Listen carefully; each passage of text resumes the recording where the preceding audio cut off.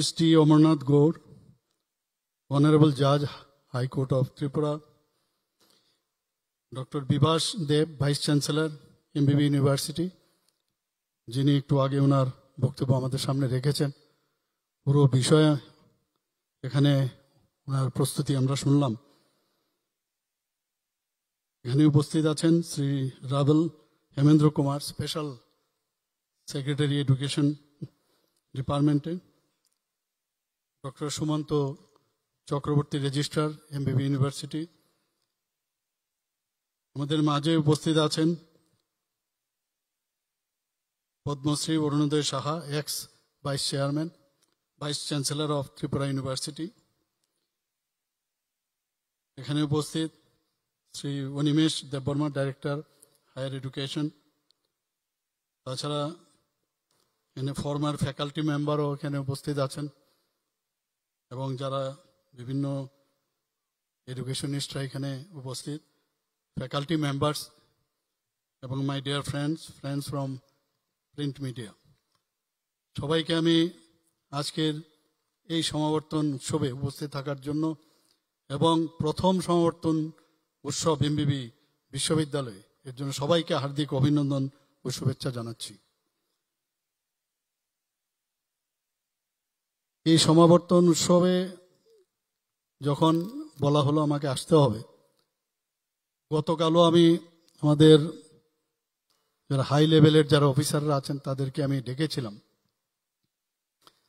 যে কিভাবে এই ইউনিভার্সিটিকে আরো বেশি স্ট্রেংথেনিং করা যায়। টেলিফোনিক্যালিও আমি অনেকের সাথে কথা বলেছি, ওনাদের রায় আমি নিয়েছি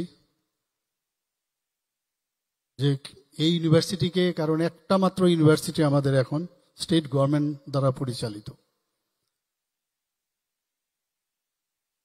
এটাকে আরো বেশি স্ট্রং করা আমাদের কর্তব্য। আমাদের অনারেবল গভর্নর সাহেব উনিও বারবার বলছিলেন যে কিছু আজকের দিনে বিশেষ করে কোনো ঘোষণা করা যায় কিনা। তো যে কারণে আমি কালকে আমার অফিসারদের নিয়েও আমি বসেছিলাম। কিছু টেকনিক্যাল বিষয় আছে যেগুলোর সময় লাগবে, এগুলোর যতক্ষণ ধরে ক্লিয়ারেন্স না আসবে সেটাকে ঘোষণা করা একটু সমস্যা হচ্ছে। তবে এখানে এমবিবি ইউনিভার্সিটি তো আছেই, পাশাপাশি মাত্র 3টা কলেজ বোধহয় এর সাথে এখন যুক্ত আছে। তো আমরা চাইছি, এরকম কথাবার্তা কালকে হয়েছিল, কারণ আগে আমাদের ত্রিপুরা ইউনিভার্সিটি ছিল, এটা স্টেট গভর্নমেন্ট দ্বারা পরিচালিত ছিল। পরবর্তী সময়ে যখন সেন্ট্রাল ইউনিভার্সিটি হয়, সেখানে এই ধরনের একটা মৌস্বাক্ষরিত হয়েছিল যে ত্রিপুরার যত জেনারেল কলেজগুলো আছে অ্যাটলিস্ট সেগুলো যেন ত্রিপুরা যে সেন্ট্রাল ইউনিভার্সিটি করতে হয় সেখানে তাদের থাকতে হবে। এগুলো বিশদভাবে আলোচনার পরে তারপর ডিসিশন নেব। আমাদের এই ধরনের আলোচনা হয়েছে, আমি ঘোষণা বলবো না। এবারের বাজেটও আপনারা দেখেছেন যে 3টা নতুন ডিগ্রি কলেজের আমরা করব বিভিন্ন ডিস্ট্রিক্টে, আমরা সেটারও ঘোষণা দিয়েছি। তো আমি একটা প্রস্তাব রেখেছিলাম কালকে যে 3টা যে কলেজ আছে সেগুলোকে যদি আগামী দিনে আমাদের এই ইউনিভার্সিটির সাথে আমাদের যোগ করা যায় তাহলে আরো বেশি এটা স্ট্রেংথেনিং হবে। তো সেগুলো আইন দেখে, সেগুলো আইনজ্ঞদের সাথে কথা বলে নিশ্চয়ই আমি এই বিষয়গুলো আমি দেখব। আমাদের এখানে বিভিন্ন ইউনিভার্সিটি, এখন প্রাইভেট ইউনিভার্সিটি অনেকগুলো এসছে এখানে। তো সেই ইউনিভার্সিটিগুলো যে পরিকাঠামো আমি দেখলাম, বা অন্যান্য জায়গায়ও আমাদের, যেমন আমি কিং জর্জ মেডিকেল কলেজে আমি পড়তাম, সেখানে লখনৌ ইউনিভার্সিটির আন্ডারে ছিল, কিন্তু এখন সেটা কিং জর্জ ইউনিভার্সিটি হয়ে গেছে। এখন কিন্তু কিং জর্জ মেডিকেল কলেজের আর নাম নেই। তো আমি একজনের সাথে কথা বলছিলাম কালকে, যদি এরকম হয় যে সব ইউনিভার্সিটি, কারণ এখানে ইনফ্রাস্ট্রাকচার ডেভেলপ করতে গেলে প্রচুর জায়গারও প্রয়োজন। এটা এমবিবি কলেজের পাশে এটা যে জায়গা আছে, এটা ইউনিভার্সিটি বলতে যেরকম একটা জায়গা বা এরকম একটা মহল তৈরি করা প্রয়োজন, সেটা সমস্ত এমইবি কলেজ চত্বরটা যদি এর মধ্যে ঢুকানো যায় তাহলে দেখতেও ভালো লাগবে, শুনতেও ভালো লাগবে। কিন্তু আমি এখনো বলছি যে বিষয়টা আলোচনার মাধ্যমে তারপর এটার প্রস এন্ড কন দেখতে হবে, দেখে তারপর আমরা ডিসিশনটা নেব। কারণ তারও একটা ঐতিহ্য আছে। তো আমি বললাম প্রায় 150 বছরের পুরনো কিং জর্জ মেডিকেল কলেজ যদি কেজি ইউনিভার্সিটি হয় তাহলে এটাও কেন করা যাবে না? আমরা তো মহারাজা বীর বিক্রম কিশোর মাণিক্য বাহাদুরের নামেই ইউনিভার্সিটি। তো সেটা পরবর্তী সময়ে আমরা নিশ্চয়ই চিন্তা করব। আজকে আমার খুব ভালো লাগলো যে এতদিন বাদে এখানের আজকের প্রায় 9,642 জন শিক্ষার্থীকে, সবাই তো উপস্থিত নেই। আমি ভাবছিলাম যখন আমি একটা প্রোগ্রামে আমি বিশ্রামগঞ্জ থেকে রওনা দিলাম, আমি জিজ্ঞেস করছিলাম যে এত লোক এখানে জায়গা হবে কোথায়। তো হয়তোবা সবাই এখানে একসাথে অনেক আসতে পারেনি মোস্ট প্রবাবলি, কারণ পসিবলও না। তো ওনাদেরকে পরবর্তী সময়ে দেওয়া হবে, কারণ এই সমাবর্তন অনুষ্ঠান একটা সাংঘাতিক কিন্তু জীবনে।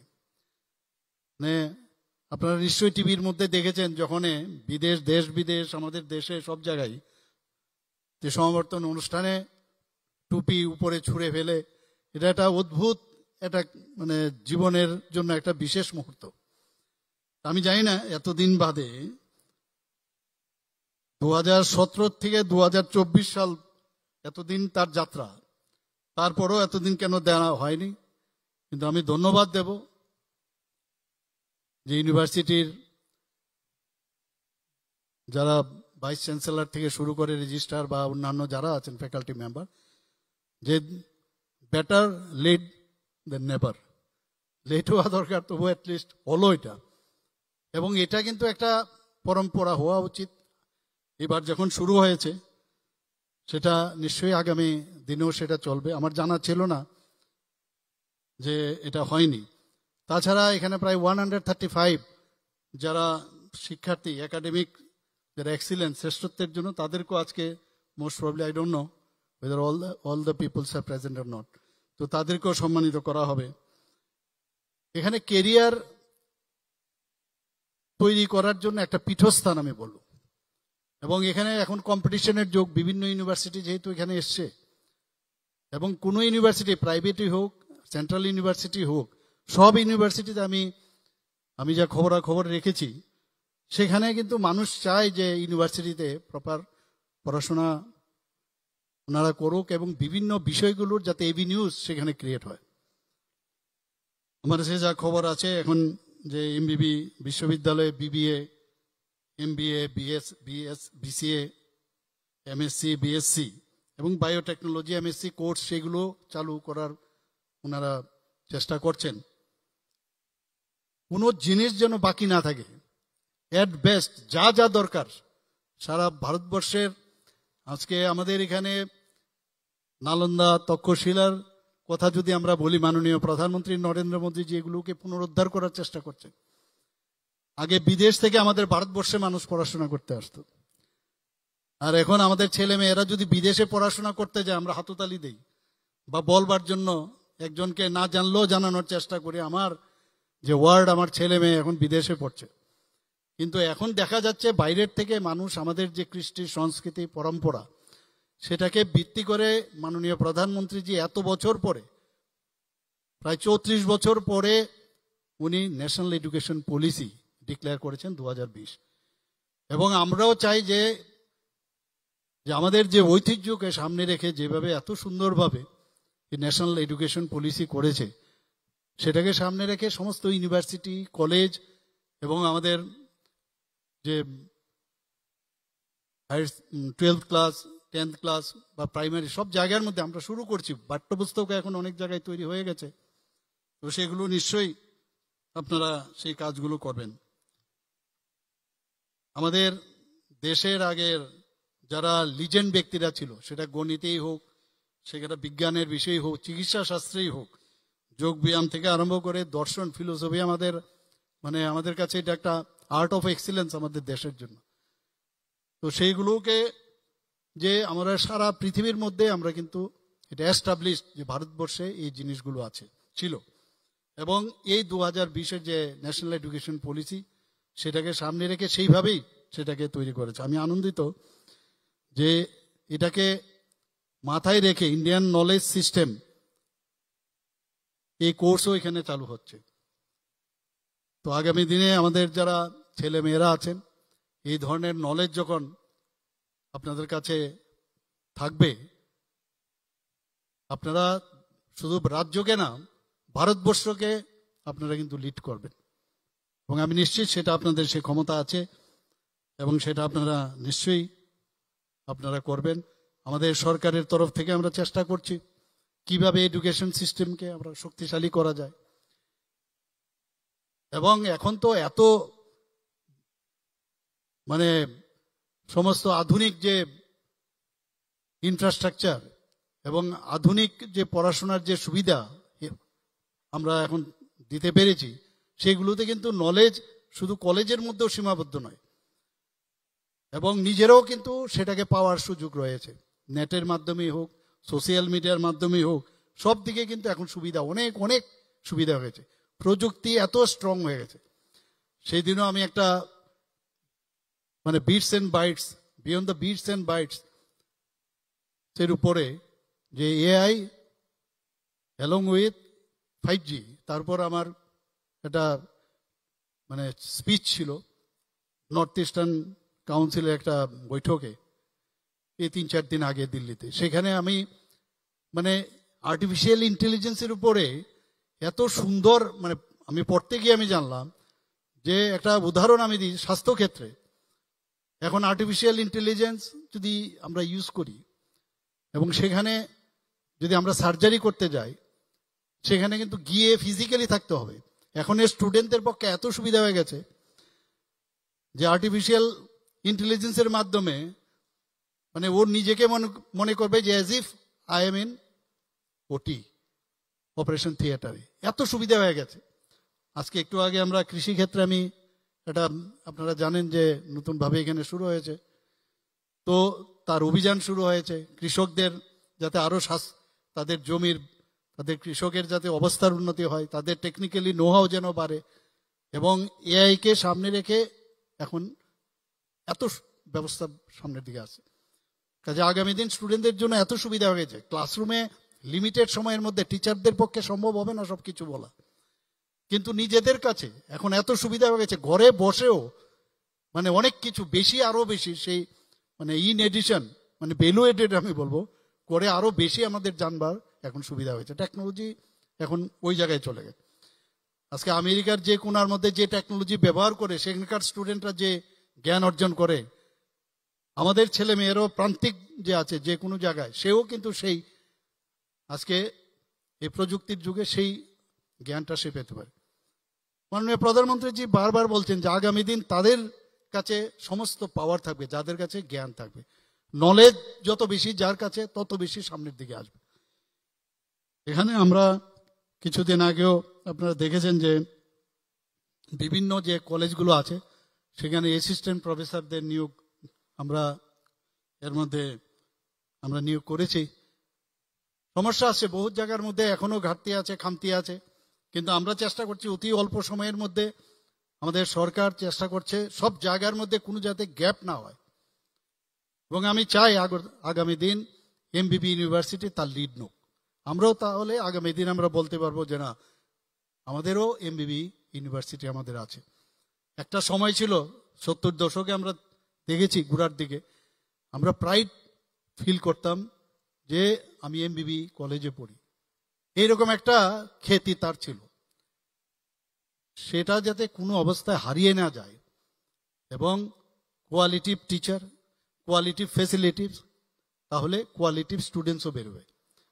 আমি নিশ্চিত যে আজকের এই সমাবর্তন অনুষ্ঠানে কলেজের বা ইউনিভার্সিটির বাইরে আপনারা বেরিয়ে যাচ্ছেন, ঠিকই গেট দিয়ে বেরিয়ে যাচ্ছেন, কিন্তু আপনারা এমন এক জগতে আপনারা যাচ্ছেন যে সেখানে আসল শিক্ষা আপনাদের নিতে হবে এবং সেটাকে চ্যালেঞ্জ, বিভিন্ন ধরনের চ্যালেঞ্জ আসবে এবং চ্যালেঞ্জ জানিয়ে আমাদের আগামী দিন আমাদের সামনে যেতে হবে।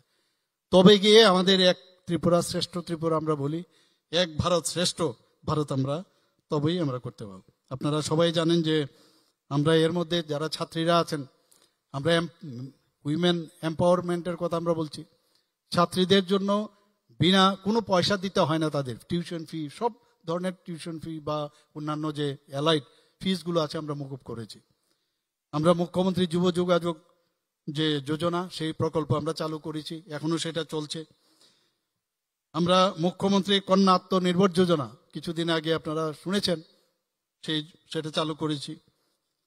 বিনামূল্যে যারা শিক্ষার্থীরা যারা আছেন তাদেরকে আমরা ক্লাস 9-এ যারা পড়ে তাদেরকে সাইকেল দিয়েছি। আমরা স্কুটি আমরা এই বছর 140 জন যারা 12 ক্লাস পাস করেছে সিবিএসসি এবং টিবিএসসি, তাদেরকে 140 জন বেচে তাদেরকেও আমরা স্কুটি দিয়েছি, যাতে করে তারা আরো বেশি মানে আগামী দিন যাওয়ার ক্ষেত্রে তারা ইন্সপায়ার্ড হয়, সেই ব্যবস্থা আমরা করছি। আমরা পিএম পোষণ, বিদ্যাজ্যোতির মতো স্কুল আমরা এখানে খুলেছি এবং অন্যান্য যেসব ইনফ্রাস্ট্রাকচার যা যা দরকার সেগুলো আমরা চেষ্টা করছি। আমি এখানে পাস আমরা করেছি ঠিকই, কিন্তু কঠোর পরিশ্রমের কিন্তু বিকল্প নেই। এই শুরু হলো, কিন্তু বেস আমরা পেয়েছি। বহু জায়গার বহু লোক আছে আমরা দেখেছি যে টেকনোলজিতে, টেকনিক্যাল ফিল্ডে আমি দেখেছি যে ভালো পড়াশোনায় ভালো ফার্স্ট সেকেন্ড হয়েছে, কিন্তু এভারেজ স্টুডেন্ট বাস্তব জগতে গিয়ে দেখা যায় ও অনেক বেশি সাকসেসফুল হয়, কারণ ওইখানে কিন্তু আসল শিক্ষা। কাজে এখানে সবাই তো আর ফার্স্ট সেকেন্ড থার্ড হতে পারবে না। বাকি এতগুলো লোক পাশ করেছে, তাদের উপর ডিপেন্ড করবে যে আমি সার্টিফিকেট এসে এখন আমি আমার নিজেকে কিভাবে আপগ্রেডেশন করব। তাহলেই যে আমার যে লক্ষ্য, আমার যে আগামী দিনের যে টার্গেট, সেটা আমরা ফুলফিল করতে হবে। আমরা চাই you should be the ambassador of Tripura আমাদের সমস্ত ক্ষেত্রে। এখনকার ছেলে মেয়েরা অনেক অনেক বেশি তারা মানে পরিশ্রম করতেও জানে এবং তাদের মধ্যে নলেজও কিন্তু আমাদের তুলনায়, এবং সেটাই হবে। ডেভেলপমেন্ট তো হতেই থাকবে, জেনারেশন টু জেনারেশন এইভাবেই ডেভেলপ করে। এবং আরেকটা জিনিস আমার বলা প্রয়োজন, যে যারা আশেপাশের লোক ডাউন টু আর্থ সবসময় থাকা উচিত এবং সবাইকে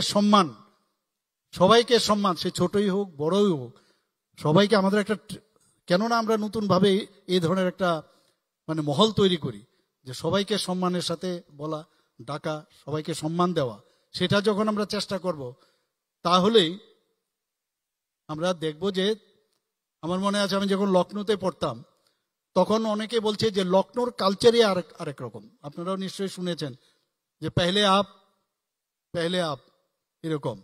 আবার উত্তরপ্রদেশে কানপুরে গেলে আরেক রকম মহল। তো এই মহল তৈরিও কিন্তু একটা পরম্পরা, অনেক চেষ্টার মাধ্যমে সেটা নিশ্চয়ই আমরা সবাই মিলে আমরা সেটা করব এবং আপনাদের ভবিষ্যৎ জীবন ও প্রচেষ্টা সফল হোক, এই কথাগুলো বলে আমি সবাইকে আবার হার্দিক অভিনন্দন, শুভেচ্ছা জানিয়ে আমার বক্তব্য শেষ করছি। নমস্কার, জয় হিন্দ।